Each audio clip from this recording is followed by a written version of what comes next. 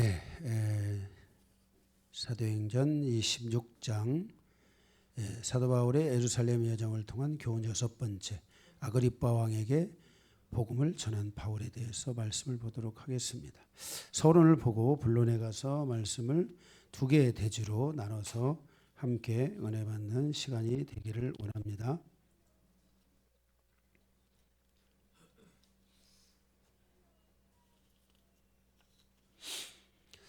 서론입니다. 마태복음 10장 18절에 보면 예수님께서 지상 사역 가운데 제자들에게 너희가 나로 말미암아 총독과 임금들 앞에 끌려 가리니 이것을 통해 이방인들에게 복음을 전하게 될 것이다 라고 예언한 적이 있습니다. 그리고 시간이 흘러 사도 바울에게 이 예언이 성취되고 있는 것을 볼 수 있습니다. 로마에서 보낸 총독 벨릭스와 총독 베스도, 그리고 이제 아그리빠 왕, 헤롯 왕 이런 등등의 사람들에게 사도 바울을 통해 이방인들에게, 많은 유명한 사람들에게 복음이 전해지고 있는 것을 보게 됩니다. 본문에 나오는 등장인물의 대다수가 예수를 그리스도로 부인하는 유대인들과 대제사장과 이방인 총독과 왕들인 것을 볼 수 있습니다. 이들은 예수 그리스도를 부인하거나 잘 모르는 사람들이지만 사도 바울은 이들 앞에서 물러서지 않고 이들 앞에서 담대하게 하나님의 복음, 즉 예수 그리스도의 복음을 증거하는 것을 볼 수 있습니다.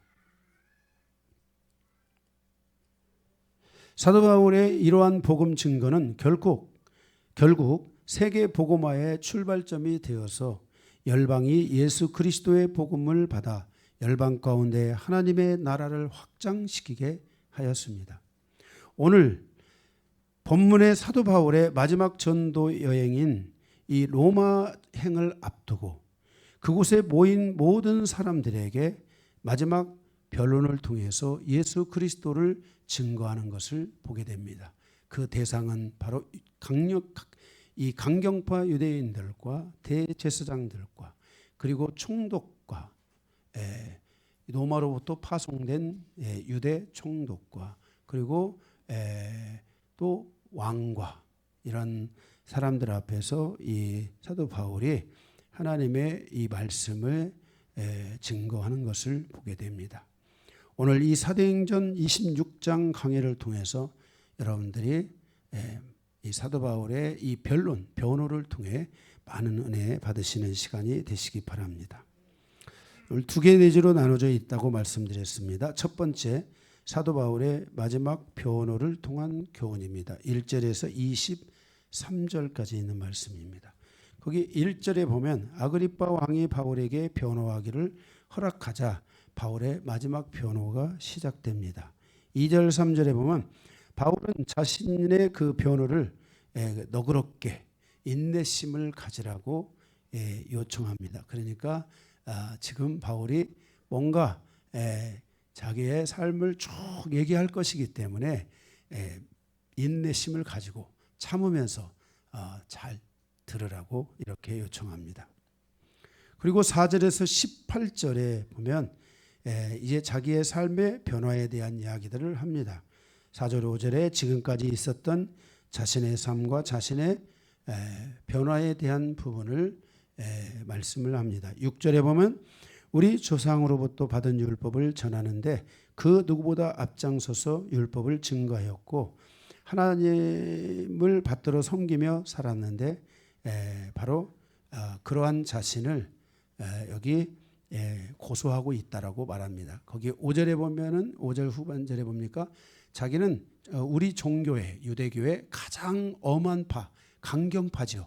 유대인에게는 4개의 파가 있는데 에세네파, 그리고 바리새파, 사두개파, 강경파 이런 사람이 있는데 바로 이 유대인의 이 강경파들은 이 약간 종교성을 띠면서 유대교의 그 헤롯 계열의 그 종교성을 가지면서 유대교를 믿지 않는 사람들을 막 죽이는, 이렇게 믿지 않는 사람들을 핍박하고 막 때리고 막 이렇게 결박하고 하는 이런 일들을 하는 아주 무시한 사람들입니다. 그 유대교 안에서는 지금도 보면 유대교 안에 이 유대교 강경파 세력들이 있는데 이 사람들은 그 기독교 그 유대교는 4개의 블록으로 나눠져 있는데 기독교 블록이 있습니다. 그런데 그곳에 가가지고 유대의 이 강경파 유대인들이 거기다가 그 뭡니까 까만 옷입니까? 그 옷을 입고 가지고 막 돌로 그거 막 가져고 막 던지는 겁니다. 예, 이렇게 그렇게 해서 그 안에 있는 사람들이 다치기도 하고 막 이렇게 방해도 하는 이런 일들을 서슴지 않고 하는. 그러니까 뭐 이래서 예를 들어서 뭐 교도소 간다? 그럼 가라 간다 이거죠. 이렇게 하면서 강하게 이런 것들을 행위로 보여주는 사람들이 바로 이 강경파인데 이 사도 바울이 그런 파에 속했고 그러면서 그는 바리새인으로서의 생활을 하였을 것이라고 말을 하고 있습니다. 근데 내가 이렇게 잘 했는데 그러한 자기를 지금 고소를 하고 있다라고 말하는 겁니다. 그래서 8절에 보면은 그 유대 율법의 증거 중에 하나 바로 8절에 보면 당신께서 하나님이 죽은 사람을 살리심을 어찌하여 못 믿을 것으로 여기나이까. 그러면서 바로 예수님이 부활하신 것에 대하여 그 예수님이 부활하신 것은 유대 사회의 그 당시의 그 사회에 가장 한 이슈였습니다. 왜냐하면 예수님이 그 골고다라는 그 저기 어디입니까? 예루살렘에 그 골고다 언덕이 있는데 그 골고다 언덕의 높은 곳 거기에서 십자가에다가 못 박고 예수님을 죽였으니까 그 모든 사람이 다 그 상황을 볼 수밖에 없습니다. 그 당시에 정말 이 가장 처참한 그런 사형 집행이 그 속에 이루어졌기 때문에 다 아는 거예요. 그리고 그 예수가 실질적으로 3일 만에 부활하신 겁니다.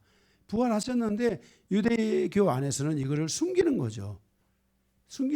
그런데 바리새인들은 부활설을 믿기 때문에 예수님이 부활했다 하는 것에 대해서 예수를 부정은 하지만 왜냐하면 자기가 죽였으니까 예수를 부정은 하지만 그러나 그 부활에 대한 것은 바리새인들은 믿고 있었던 겁니다. 그래서 여기에 보면 바리새인들이 지금 빠져 있는 겁니다. 이게 사두개인들, 강경파 유대인들, 그리고 그 헤롯의 정치적인 세력들, 그리고 여기 지금 총독, 그 아그리파 왕 이런 사람들이 거기에 지금 모여 있는 것을 우리가 볼 수 있습니다. 그래서 이렇게 예수가 죽은 자 가운데서 살았다는 것을 내가 증거했는데 이 사람들이 나를 지금 여기다 고소한 것이다. 고소를 이렇게 믿지 않고 고소를 해도 되냐 오히려 반문하면서 질문하는 거죠. 그리고 10절에서 거기 12절에 보니까 바로 9절에 나도 예스렌 예수의 이름을 대적하여 많은 사람들이 이렇게 자기도 과거에는 이렇게 나사렛 예수를 대적했지만 그 예수님 부활하신 그 예수님을 만나고 나서 예수를 증거하게 된 것이다. 그러면서 10절에 예루살렘에서 이런 일을 행하고 대제사장의 권한을 받아 가지고 자기도 쭉 해가지고 이제 그 예수 믿는 사람들을 핍박하기 위해서 이렇게 가다가 그렇게 가다가 13절에서 15절에 보면 다메섹 도상에서 바로 사울아 사울아 부르시는 그 주님을 만나게 되었다는 이야기를 하고 있습니다. 그래서 율법의 추종자가 되어 다메섹으로 가던 중에 예수님을 만나게 된 자신의 삶을 말하고 있습니다. 그래서 그가 16절에서 17절에 예수님이 말씀하신 말씀을 따라 자기가 이방인의 유대인과 이방인에게 복음을 전하라는 사명을 주셔서 자기가 이방인의 사도로서 복음을 전하다가 예수의 복음을 전한다는 이유로 자기가 뭐 했다는 거예요? 잡혀왔다. 그리고 고소를 당했다라고 하는 이야기를 하고 있는 것입니다. 19절에 아그리파 왕이여 하늘에서 보이는 것을 내가 거스르지 않은 겁니다. 그러니까 내가 그것을 뭔가를 하겠다고 한 것이 아니라 바로 하늘이 열리고 그곳에서 예수가 나타나서 하나님이 나타나서 자기 이름을 부르고 자기가 이제 그 핍박하던 것을 멈춰야 된다는 것을 말씀하신 것에 대하여 하늘이 자기에게 말씀한 거기 때문에 자기가 그것을 거스를 수가 없게 된 것입니다. 그러니까 나의 이 변화의 이 사건, 내가 이 예수의 복음을 전하게 된 이 사건은 땅에서 내가 뭔가 열심히 뭔가를 해서 사람들을 핍박하기 위해서, 사람들에게 뭔가 다른 진리를 전하기 위해서 한 것이 아니라 하늘에서부터 하나님이 나에게 주신 이야기이기 때문에 이 이야기를 내가 전하지 않을 수 없게 되었다는 것입니다. 그러면서 20절에서 24절, 바로 바울은 예수님의 부르심을 받은 이후에 회개와 믿음을 전하는 사명을 그가 감당했다고 말합니다. 그리고 그렇게 바울은 유대인과 이방인들에게 동일하게 복음을 전하였으며 예수 그리스도의 부활이 성경에 예언된 바를 성취한 것임을 그가 강조하여 전합니다. 그러나 그의 메시지는 유대 지도자들의 반대를 받았고 결국 그는 체포되어 재판을 받게 되었다라고 고백을 여기서 하고 있는 것을 보게 됩니다. 사도 바울의 이 고백은 다메섹에서 예수님을 만난 것은 바울 생애의 절대적인 전환점이 되었고, 살아계신 예수님이 자신을 찾아와 주셨고 자신의 삶이 완전히 바뀌었다는 그 변론을 함으로써 이는 빌라도에 의해 죽은 예수님이 부활하신 확실한 증거요, 자신이 이 일의 증인임을 말하고 있는 것입니다. 바로 이는 또한 예수의 부활을 믿지 않는 사람들에게까지도 결정적인 바로 증거가 되는, 예수님은 뭐예요? 믿지 않는 사람에게도 역시 믿든 믿지 않든 관계없이 예수님은 부활하셨다라는 사실을 그곳에서 지금 복음을 전하고 있는 것입니다.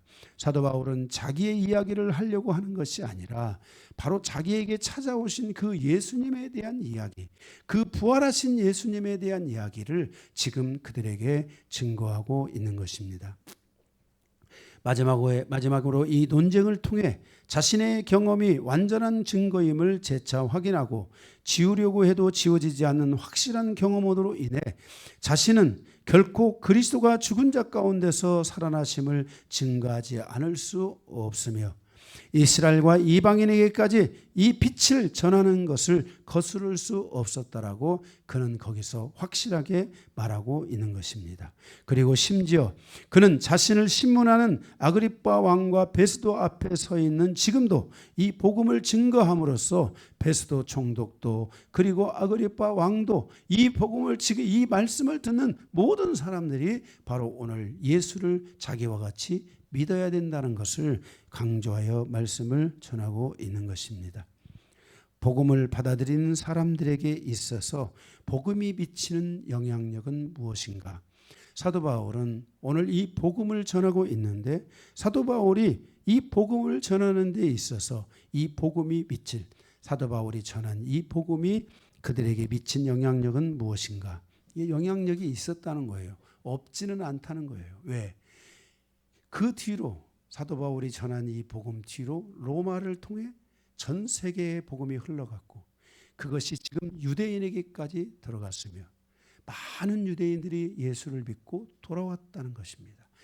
정말 이방인의 충만한 수가 예수를 믿게 됐다는 겁니다. 여기 우리 닐리 집사님이 계시지만은 태국에까지도 이 하나님의 복음이 전해져서 저 예수를 믿고 예수님 안에 있게 된 거잖아요. 이 얼마나 놀라운 일입니까? 제가 캄보디아도 갔는데 원래 거기에 예수 믿는 사람 땅이 아닙니다.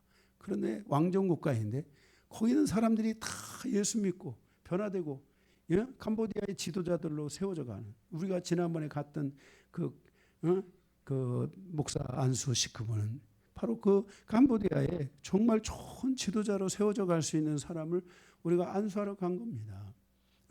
이번 2월 달에 태국에 또 저희들이 그 구정 전 주간에 갑니다. 왜냐하면 티켓이 싸니까 한 15만 원 사가지고 그 주간에 가는데, 저희가 그때 가서 9명에서 10명 정도의 목사 안수를 그 르이라는 곳으로 가가지고 거기에 이제 국내선을 타고 다시 들어가서 거기에 가서 안수식을 하고 그래야 올 건데, 바로 거기에 그 지역에 몽족을 중심으로 하여서 교회가 약 200개, 300개, 성도가 약 5만 명, 6만 명의 성도들이 거기에서 예수를 믿게 되는 그 우리가 트라이롱 그 돼지저금 통장에서 갖다 드린 그 트라이롱 우리가 뭐 그 트라이롱 목사가 그렇게 할 줄 누가 알았겠어요. 우리는 그냥 성령의 감동을 따라서 대지조금통단에서 얼마 되지도 않는 성경검이지만 가서 전달을 하고 왔잖아요. 예? 그 목사님은 순교를 당하셨고 그 아들이 그 사역을 지금 다시 헌신해서 그렇게 하고 있다고 합니다. 우리가 그 지역에 가서 그곳에 첸 목사라는 분이 있는데 그 첸 목사나 이런 분들이 거기에 미션 스쿨 약 7,000명의 학생들이 미션 스쿨에서 공부를 하고 있습니다. 그 여동생 목사가 있는데 거기가 3,000명. 또 다른 그 누님 그 목사가 있는데 거기도 3,000명. 미션 스쿨이 지난번에보다도 더 5,000명에서 2,000명 더 늘은 거예요. 거기서 그렇게 해서 하나님의 이 복음을 전하면서 이 그런 사역들을 하고 있는 놀라운 지역입니다. 예, 바로 이 복음을 받아들이는 사람들에게 복음이 미치는 영향력은 무엇인가? 첫째, 폭발적 증가입니다. 바울의 간증은 한 사람이 예수 그리스도를 만났을 때 얼마나 급진적으로 변화될 수 있는지를 보여주고 있습니다.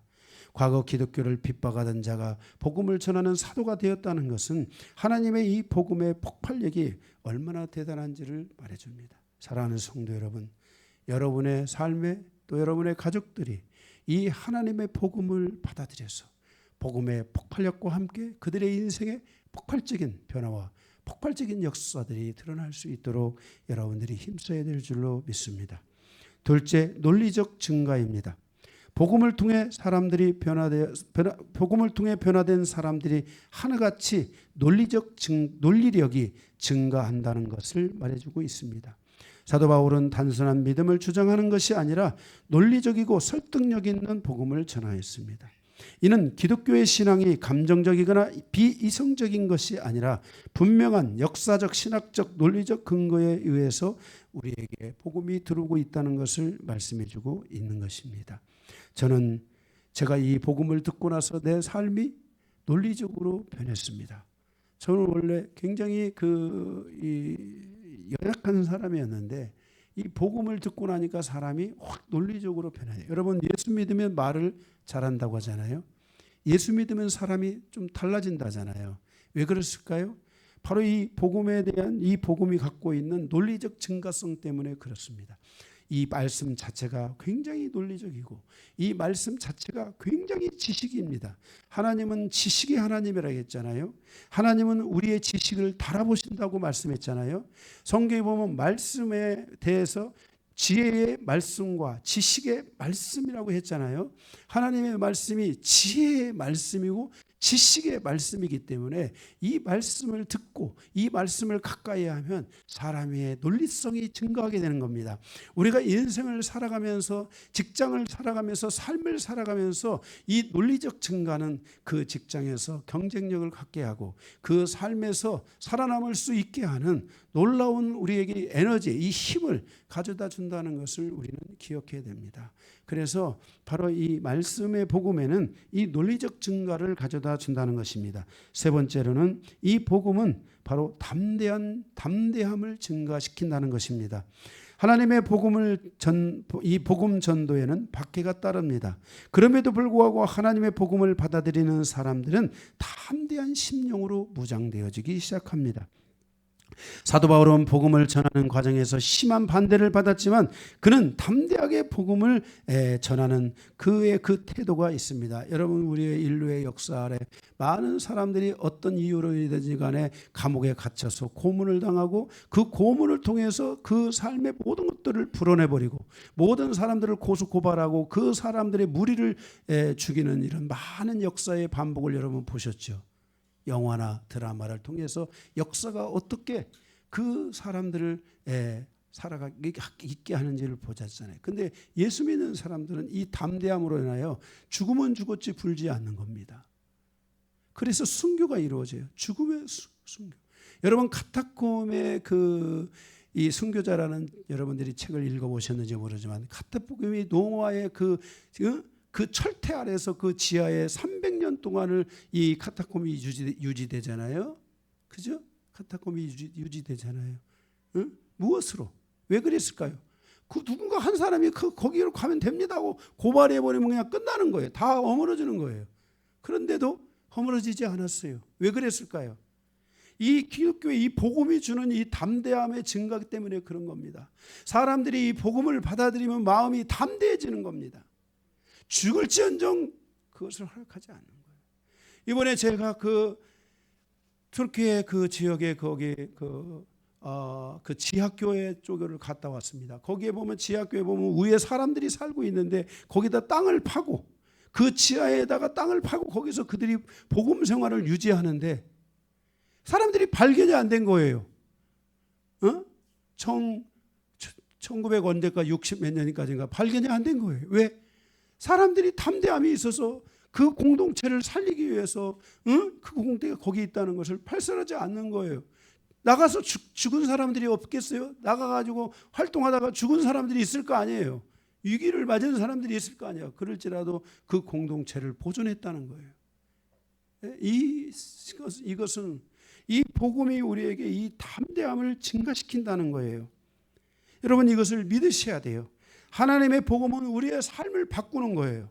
폭발적인 사람으로, 논리적 사람으로, 담대함의 사람으로 바뀌는 거예요. 우리가 인생을 살아가는 데 있어서 여러 가지 우리에게 다 있어야 되지만은 그 중에 우리는 이 폭발적인 사람, 이 감동을 주는 사람, 이 열정의 사람을 굉장히 중요하게 보는 거예요. 이게 그리고 이 논리적이어야 돼요. 우리가 삶을 살아갈 때 이 논리적이라는 것은 지혜와 지식의 이 총명과 이 모든 것들이 종합되어져 가지고 사람이 사람을 대할 때 이 논리적으로 그 사람을 지배할 수 있는 능력이 돼야 돼요. 그 다음에 담대함이에요. 물러서지 않는 담대함. 이런 것들이 굉장히 중요해요. 저는 제가 뭐 정치적인 얘기가 아니라 이재명 이 대통령이라는 이 사람이 어려서부터 공장 생활하고 그 경기도지사 뭐 성남시장 이런 거를 해서 그런지 몰라도 대한민국이 지금 위기잖아요. 얼마나 어려워요. 그런데요, 이 사람이 하나 잘하는 게 하나는 뭐냐면 담대함이 있는 것 같아요.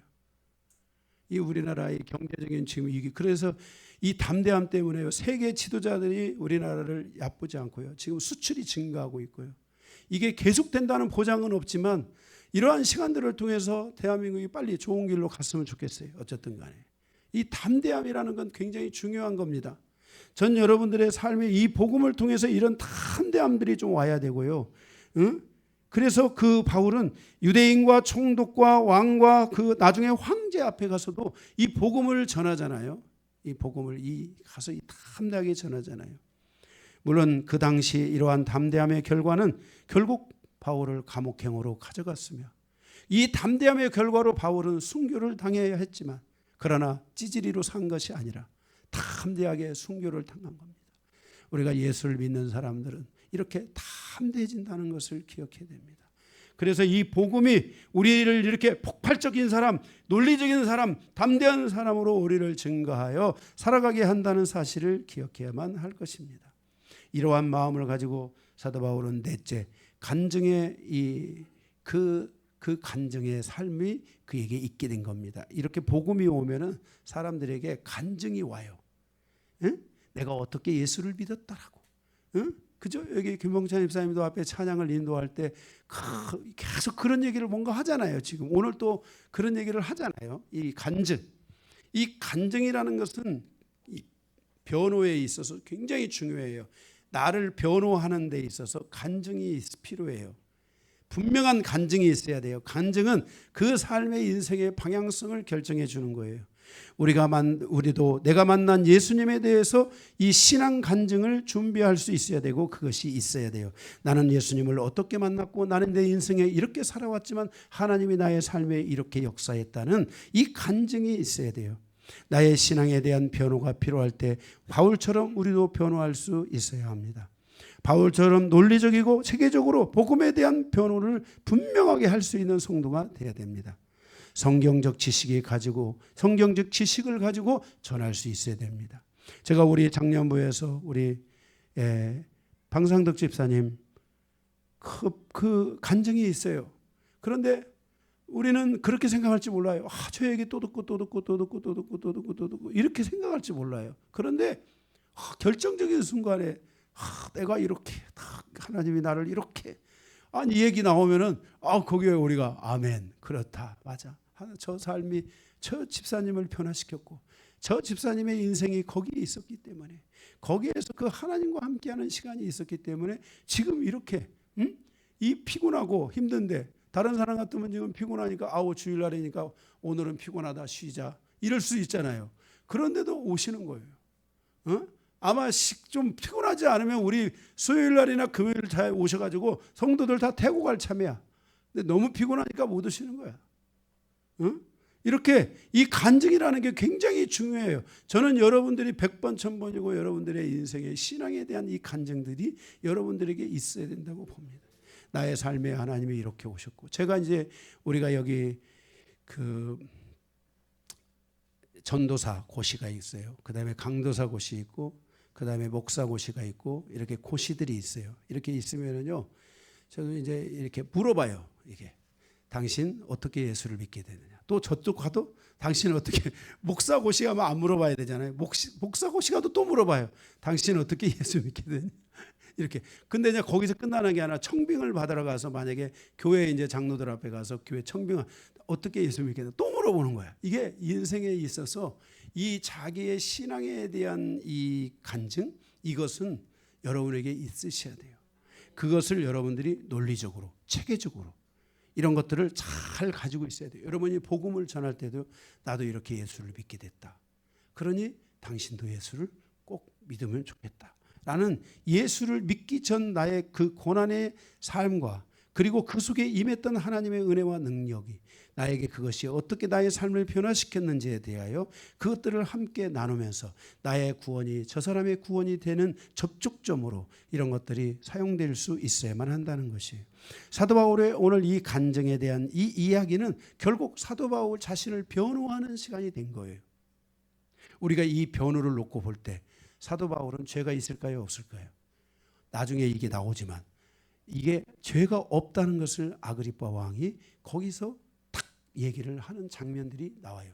그런데도 사도 바울이 어떻게 이제 이 지금 로마로 가게 됐는지, 이 이야기가 지금 후반부의 이야기라고 할 수 있습니다. 오늘 사도 바울의 이 간증을 통해서 우리에게도 이와 같은 간증이 있는 삶을 살아야 되고, 사도 바울의 삶의 이 복음의 이 마지막 변호를 통해서 그의 삶에 왔던 이 폭발력, 복음에 대한 폭발력, 이 논리력, 담대함, 이런 것들이 사도 바울의 삶에 있었던 것처럼 우리의 신앙의 여정에도 이러한 것들이 있어서 정말 예수 믿는 삶이 우리의 삶을 새롭게 만들어가는 그런 완성시켜가는 그런 여정이 돼야 될 줄로 믿습니다.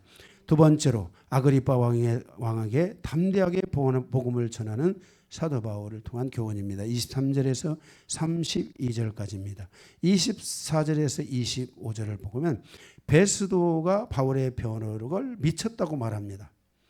바울의 변호는 유대 신앙을 거의 알지 못했던 베스도에게도 너무 황당한 이야기죠. 갑자기 뭐 하늘이 열리고 거기서 음성이 들어오고 뭐 네가 나를 왜 이렇게 괴롭히느냐. 그러니까 너는 이제 하나님 내가 엎드려서 회개하고, 그리고 내가 이제 너는 나를 위해서 복음을 전하는 자가 되라 하는 이야기를 들으니까 베스도가 갑자기 미쳤다고 말하는 거예요. 황당한 이야기처럼 들린 거예요. 바울의 학식이 뛰어남을 전해 들은 바 있는 그의 많은 학식이 그를 미쳤다라고 말하고 있는 것을 보게 됩니다. 그러나 바울은 그에 대하여 참되고 온전한 말을 했다고 답변하게 됩니다. 26절에서 29절입니다. 바울의 증언의 핵심 인물이 바로 여기 베스도가 아니고 아그리빠 왕이라는 것을 사도 바울은 여기 사도 바울의 변론을 통해 알 수가 있습니다. 바울은 그에게 복음을 증거하는 과정에서 이 누구예요? 이 아그리빠 왕에게 복음을 증거하는 과정에서 논리적 연역법을 사용하고 있는 것을 보게 됩니다.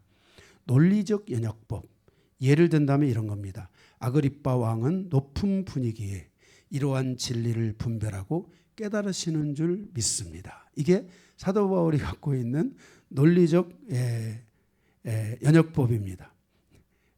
그러나 철학의 아버지 아리스토텔레스는 이러한 논리적 연역법, 이 논증법을 전통 논리법에서 배제시켜 버렸습니다. 그러니까 이러한 논리법에 대해서 만약에 이 아그리빠 왕이 이 전통적 논리법을 가지고 있다면 이걸 부정하는 것이고, 사도 바울의 이 논증적 연역법을 만약에 이게 상당한 거예요. 이 고대 이 철학이 있는 이 사대 속에서는 이런 논리법, 이 논증법 이런 것들이 굉장히 중요한 체계거든요. 그런데 이렇게 딱 하면은 넘어가게 돼 있어요. 이렇게 한 거예요. 제가 여기서 김봉찬 집사님을 보니까 그 얼굴이 잘생기고 아름다운 것을 보니 그 삶에서 승리하는 사람이, 성공하는 사람이 될 것 같습니다. 이렇게 말하면은 안 그런 사람도 내가 그렇지, 맞습니다, 제가 조금 제가 성공했습니다, 이렇게 말을 해야 되잖아요. 그러니까 만약에 베스도 각하에, 아니 아그리빠 왕에게 이렇게 당신은 고귀하고 지식이 많고 이렇게 품위가 있는 분이기 때문에 나의 이런 모든 말까지도 당신이 포용할 줄로 믿습니다, 이러면은 그 어느 정도는 이해가 됩니다, 이렇게 이제 아그리빠 왕이 말해야 되는 거예요. 그죠? 고도의 전술로 이 아그리빠 왕에게 가서 그렇게 말을 하는 겁니다. 네, 그런데 26절 그걸 전제로 해서 들어보시기 바랍니다. 26절에 보면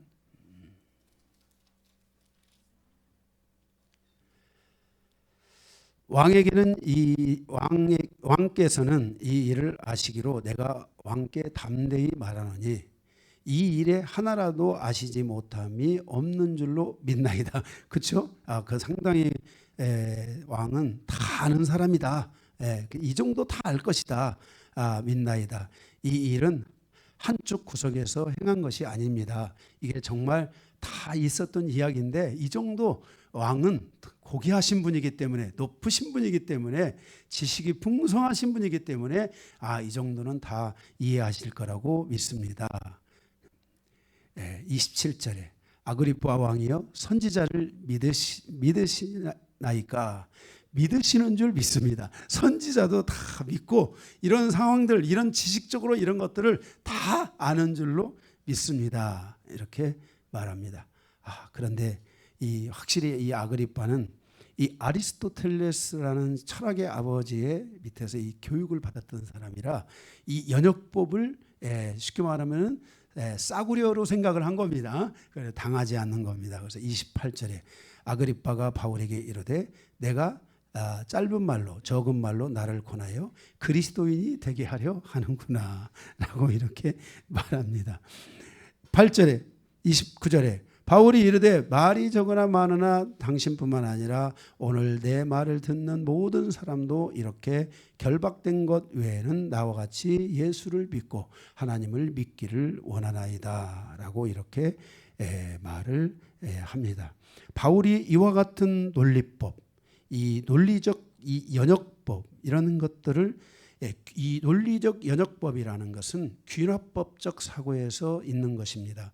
나중에 이 철학의 이 논증법이나 이런 것들이 존재해 왔지만 나중에 시대가 한참 올라오면서 나중에는 이 귀납법적인 사고 또는 이 귀납법적의 논리적인 이 연역법 이런 것들이 나중에는 사람들의 교육학에 상당한 영향을 준다고 해가지고 이렇게 한 겁니다.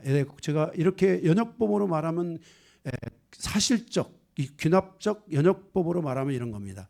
공나영 집사님은 참 얼굴이 맑고 깨끗하셔서 음식을 잘 하실 것 같습니다. 그러면은 내가 음식을 못하지는 않지, 이렇게 칭찬이 되는 거죠. 그러면 기분이 좋아지잖아요. 그죠?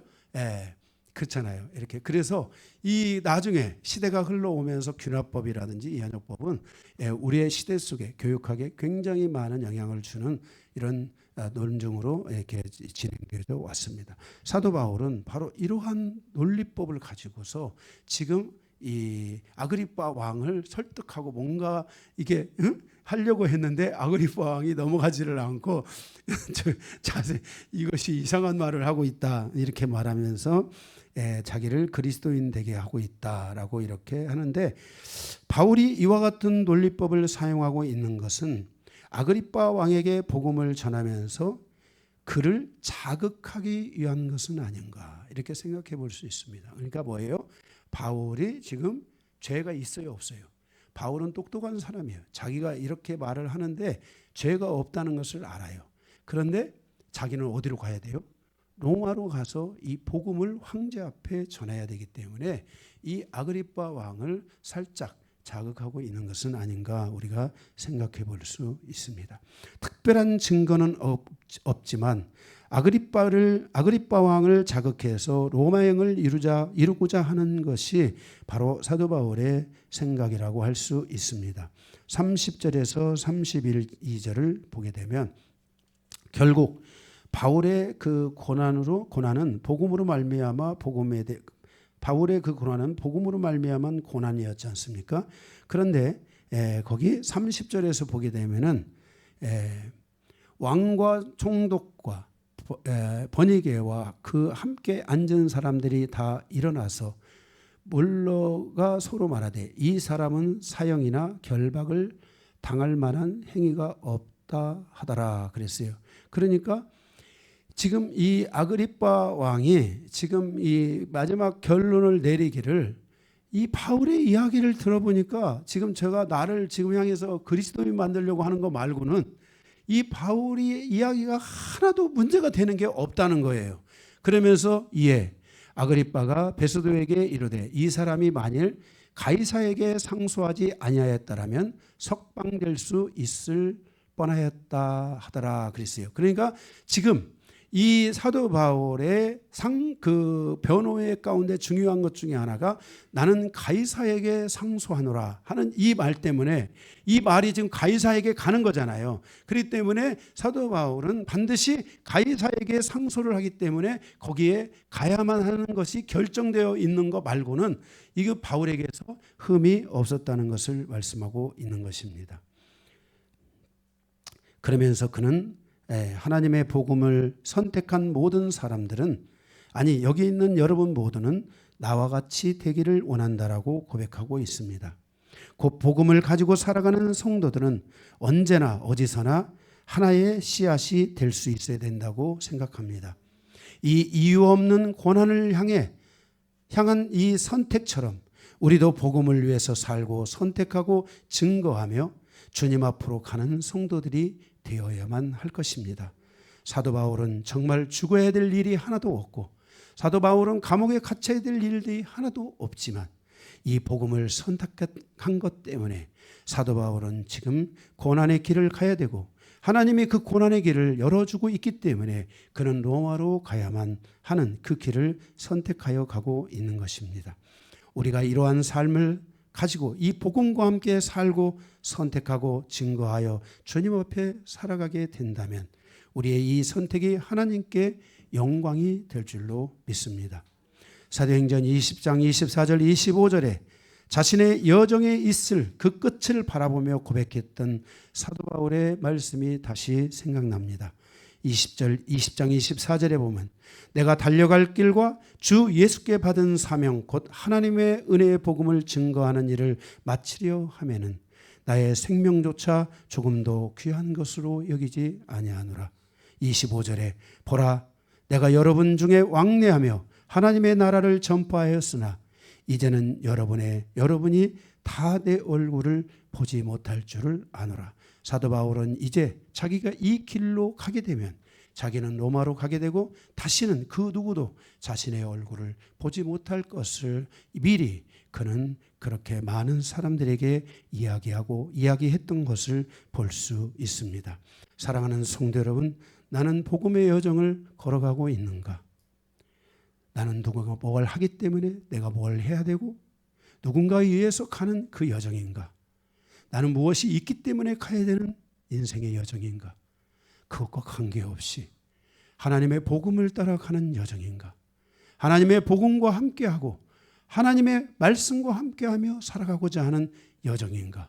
우리 다시 한번 우리 자신을 돌아보면서 우리가 어떤 인생의 이 세상의 방식인 어떤 대가, 어떤 결과, 뭔가의 나의 이익을 향해서 달려가는 것이 아니라 하나님의 복음을 가진 자로서 이 복음의 부르심에 합당한 삶을 살아가고자 해야 될 줄로 믿습니다. 아무런 이유가 없고 아무런 뭔가가 없다 할지라도 하나님이 나를 거기에서 인도하고 있고 부르신다면 우리는 그 일에 향하여 하나님의 뜻을 향하여 나아가며 하나님께 영광을 돌리는 성도가 되어야 될 줄로 믿습니다. 이렇게 사도 바울은 자신이 가야 될 길을 분명하게 정하고 이제 그는 그가 소망했던 마지막 선교 여행 4차 전도 여행 바로 로마 여행이 다음 주 27장에서부터 이루어지는 것을 볼 수 있게 됩니다. 말씀을 마치겠습니다.